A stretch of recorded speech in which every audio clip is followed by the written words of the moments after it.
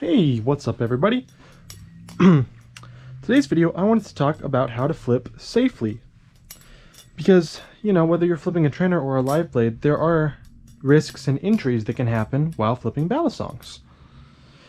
I actually was inspired to make this because I had a commenter talking about pain in their finger to the point that it hurt to touch. And there's a lot of injuries that can happen with balisongs, and of course the first one is that you would think of as cuts.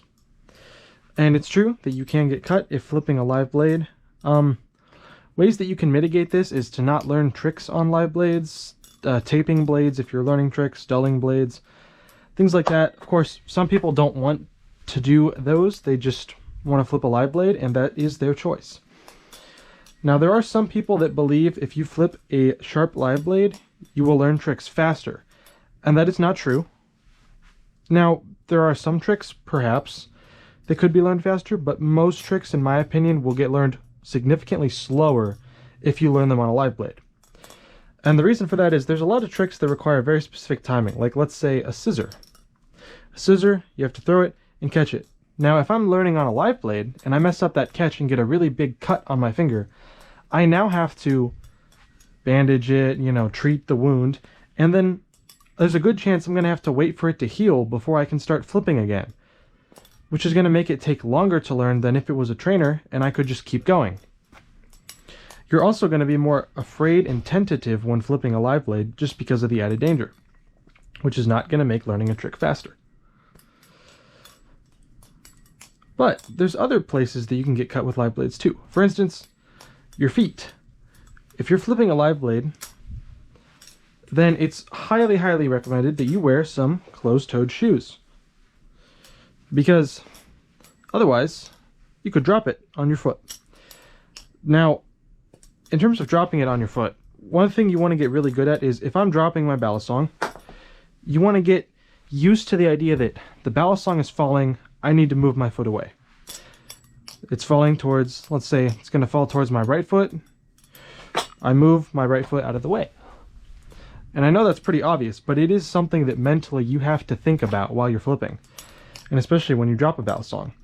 You want to try to move away from where the balisong is falling so you don't get hit. Because even if it's not a live blade, they still hurt.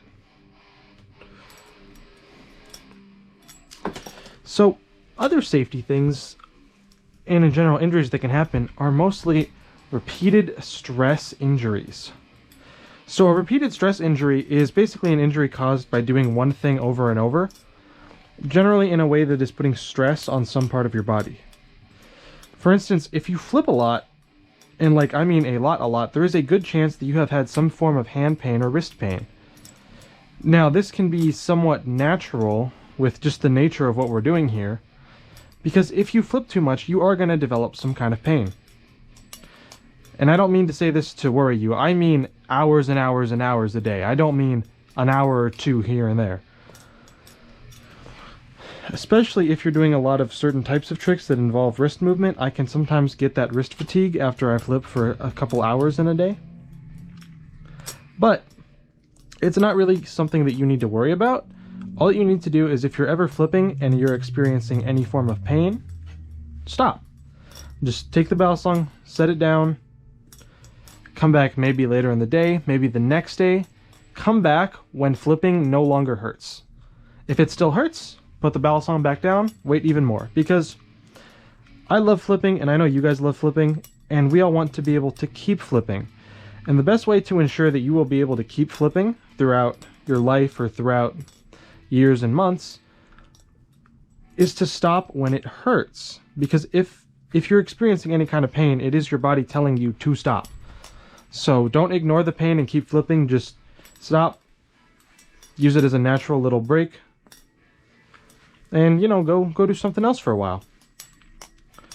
Those are kind of the big things for flipping safely. The only other things that you want to keep in mind is not to flip near things that are valuable, like perhaps instruments like this, technology that you might have, other people, pets especially. I can't tell you how many times I'll go online and see somebody flipping and their dog or cat will just walk up and they'll just keep flipping. Do not do that. I know that you're not planning to drop the balisong, none of us ever do, but if you were to drop your balisong, especially a live blade, onto a dog or cat, that would be horrible. So if you're by something that can easily break or easily get harmed from a balisong, don't flip. I know that sometimes that can be limiting, or it might be annoying if you've got a pet that really likes to cuddle around you, but it's just the safest way to flip, and it is really something that you should think about. And if you choose to not follow these rules, or these guidelines I should say, and something happens, well, you can't really get mad. I warned you, common sense would warn you. But that's pretty much what I wanted to talk about today, is just flipping safely. Best ways to do it. Of course, the safest way to flip is just with a trainer. But though, like I said, all I had for you guys today. Hope you have a wonderful day. And until next time, keep flipping.